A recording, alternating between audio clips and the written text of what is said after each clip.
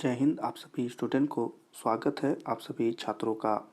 तो UP board के matric के सभी छात्रों के लिए हम मैथ के पीवीआई ऑब्जेक्टिव क्वेश्चन और साथ ही केस ऑब्जेक्ट क्वेश्चन उन सभी छात्रों के लिए लेकर के आ गए हैं।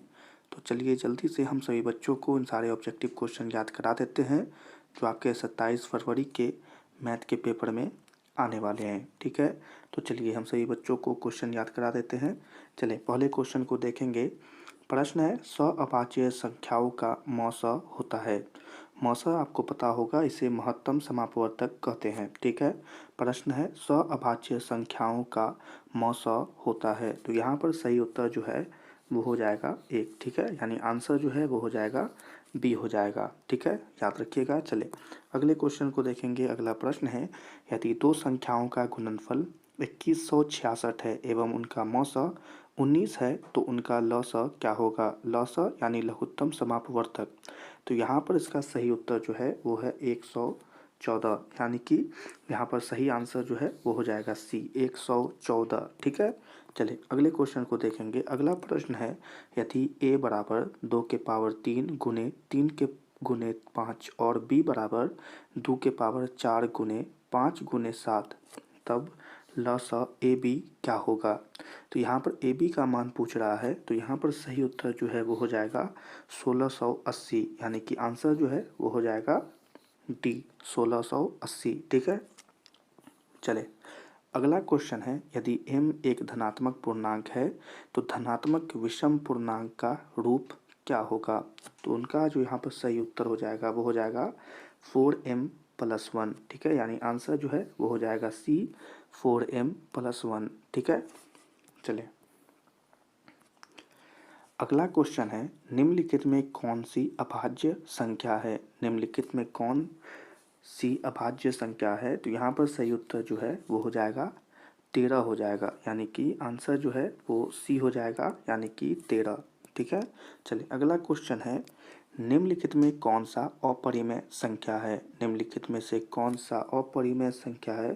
तो यहाँ पर सही उत्तर जो है वो हो जाएगा √17, यानी कि आंसर जो है वो हो जाएगा ए √17। चले अगले क्वेश्चन को देखेंगे। अगला प्रश्न जो है 144 के अभाज्य गुणनखंड में 2 का घातांक है। तो यहाँ पर जो सही उत्तर हो जाएगा वो हो जाएगा 4, यानी कि आंसर जो है वो है सी, यानी कि 4। ठीक है, चले अगला क्वेश्चन देखेंगे। प्रश्न है, निम्नलिखित में कौन सा परिमेय संख्या है। निम्नलिखित में से कौन सा परिमेय संख्या है। तो यहाँ पर जो सही उत्तर है वो है √1/144, यानी कि आंसर जो है वो ए हो जाएगा यहाँ पर सही। ठीक है, चले अगला क्वेश्चन है, निम्नलिखित में से कौन सा अभाज्य संख्या है।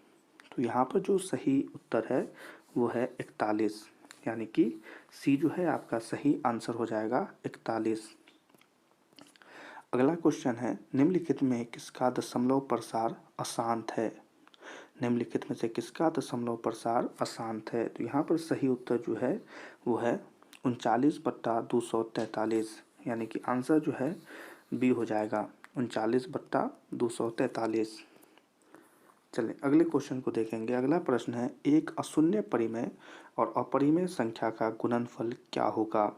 तो यहाँ पर सही उत्तर जो है वो है हमेशा अपरिमेय होगा, यानी कि बी जो है यहाँ पर आंसर हो जाएगा हमेशा अपरिमेय।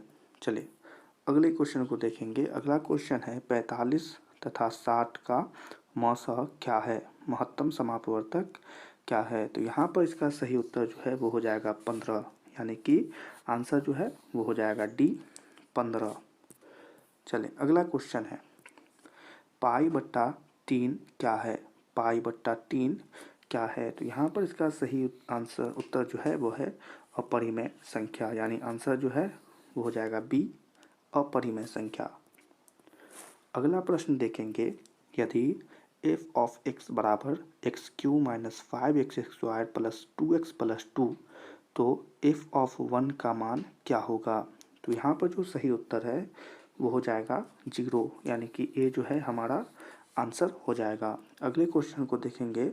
अगला क्वेश्चन है, 0.7 बराबर 0.7 बराबर। तो यहाँ पर सही उत्तर जो है वह है 7/9, यानी कि ए जो है हमारा आंसर हो जाएगा। अगले क्वेश्चन को देखेंगे। 8 के पावर 0 गुने 2 के पावर 0 बराबर कितना होगा? तो यहाँ पर जो सही उत्तर है वो हो जाएगा 1, यानी कि बी जो है हमारा आंसर हो जाएगा बी 1। चलिए अगले क्वेश्चन को देखेंगे। यदि ए और बी अभाज्य संख्याएं हैं तो ए और बी का लौसा यानी लघुत्तम समापवर्तक क्या होगा? तो यहाँ पर जो सही उत्तर है वो हो जाएगा ए बी, यानी कि सी जो है हमारा आंसर होगा ए बी। चलें इसी के साथ अगले क्वेश्चन को देखेंगे। निम्नलिखित में से कौन अभाज्य संख्या है? निम्नलिखित में से कौन अभाज्य संख्या है? तो यहाँ पर जो सही उत्तर है वो हो जाएगा 23, यानी कि बी जो है हमारा आंसर होगा 23। अगला क्वेश्चन देखेंगे। निम्नलिखित में से कौन परिमेय संख्या है? निम्नलिखित में से कौन परिमेय संख्या है? तो यहाँ पर जो सही उत्तर है वो है 2√3/√3। यह कटेगा तो यहाँ पर आंसर आएगा 2, यानी कि सी जो है हमारा आंसर हो जाएगा। चलें अगले क्वेश्चन को देखेंगे। हमारा अगला प्रश्न जो है, यदि 65 तथा 117 का मौसा 65m-117 के रूप में है तो m का मान क्या होगा? यहाँ पर आपसे m का मान पूछ रहा है, तो यहाँ पर सही उत्तर जो है वो हो जाएगा 2, यानी कि बी जो है हमारा आंसर हो जाएगा। अगले क्वेश्चन को देखेंगे। अगला प्रश्न है 2,10 और 20 के लौसा और मौसा यानी महत्तम समापवर्तक का अनुपात क्या होगा? तो यहाँ पर सही आंसर जो है वो है 10:1, यानी कि बी जो है हमारा आंसर होगा 10:1। अगला क्वेश्चन है, सबसे छोटी भाज्य संख्या और छोटी अभाज्य संख्या का मौसा यानी महत्तम समापवर्तक कितना होता है? तो यहाँ पर जो सही उत्तर होगा वो हो जाएगा 2, यानी कि बी जो है हमारा आंसर होगा 2। अगले क्वेश्चन को देखेंगे। हमारा अगला प्रश्न है, दो लगातार संख्याओं का महत्तम समापवर्तक है।